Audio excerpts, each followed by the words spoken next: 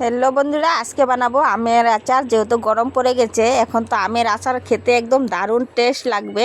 তাই আমি 6টার মতন আম রেখে দিয়েছিলাম, সেই দিয়ে আজকে আমের টক করব বলে, মানে আমি যে মিষ্টি টকটা করব, টক ঝাল মিষ্টি, সেইটাই আজকে আমি করব আর তোমাদের সাথেও শেয়ার করছি। তোমরা দেখতে থাকো, ভীষণ ভালো লাগবে।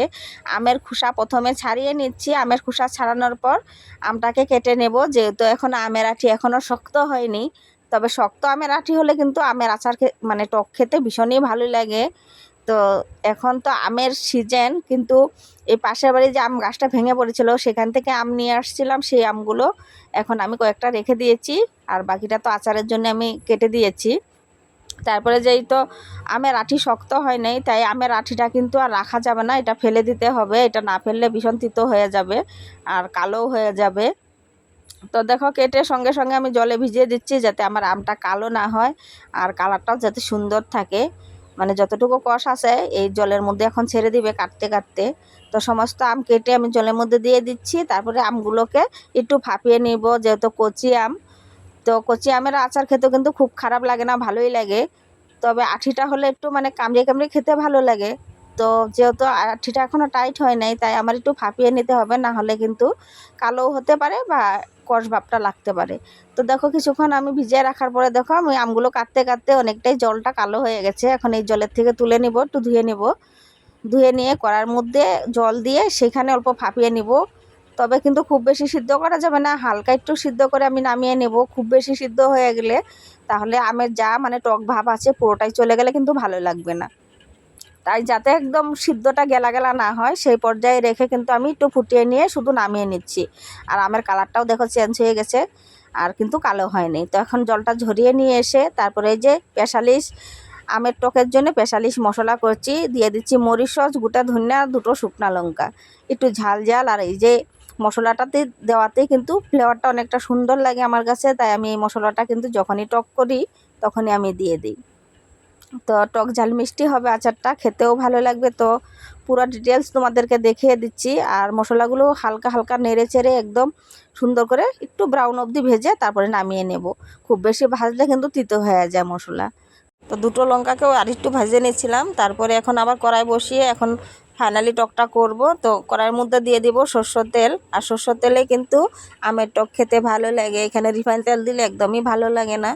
তো খুব বেশি তেল দেবো না, অল্প তেল দিয়ে তেলটাকে গরম হতে দেব। তেলটা যখন গরম হয়ে যাবে তখন একটা শুকনো লঙ্কা 2 টুকরা করে দিয়ে দিচ্ছি। আর ফোড়নে দেব হচ্ছে শস্য। তো অল্পটুকু শস্য নিয়ে নিচ্ছি, এটা সাদা শস্যই দিচ্ছি, তবে কালো শস্য থাকলে সেখানে দেওয়া চলবে। তো শস্যগুলো যখন ফুটে গিয়েছে তখন আমটা আমি সরাসরি এখানে ঢেলে দেব এখন। আর শস্য দেওয়ার পর কিন্তু অনেকটাই ফুটে যায়, তাই একটু আমি সরে গিয়েছিলাম। এখন আমগুলো ঢেলে দিয়ে একটু নাড়াচাড়া দিয়ে একটু ভেজে নেব। যেহেতু একটু ফাঁপিয়ে নিয়েছি, সিদ্ধ তো হয়েই গেছে, এখন আর খুব সিদ্ধ করার দরকার নেই।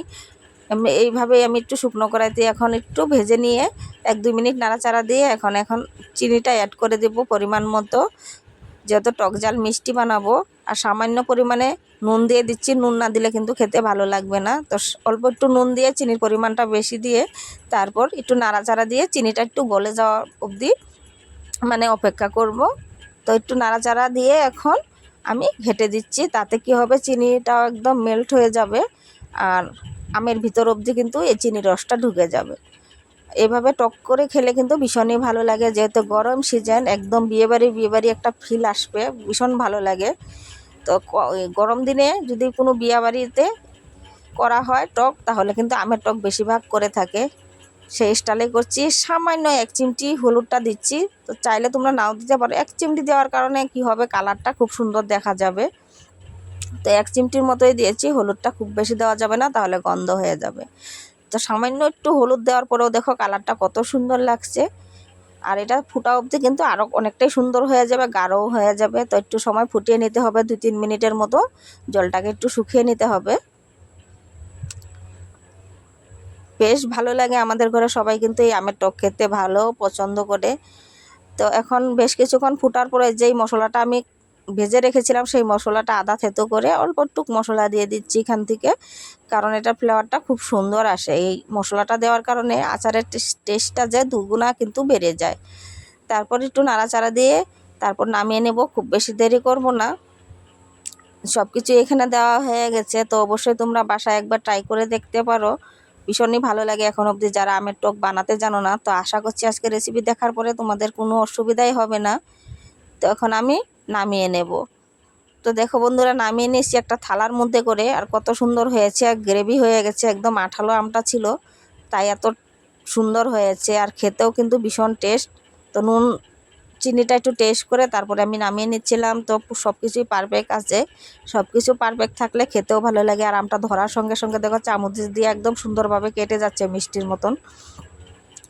তো আশা করছি ভিডিওটা আজকের ভালো লাগছে। যদি ভালো লেগে থাকে অবশ্যই পাশে থেকেও সাপোর্ট করো।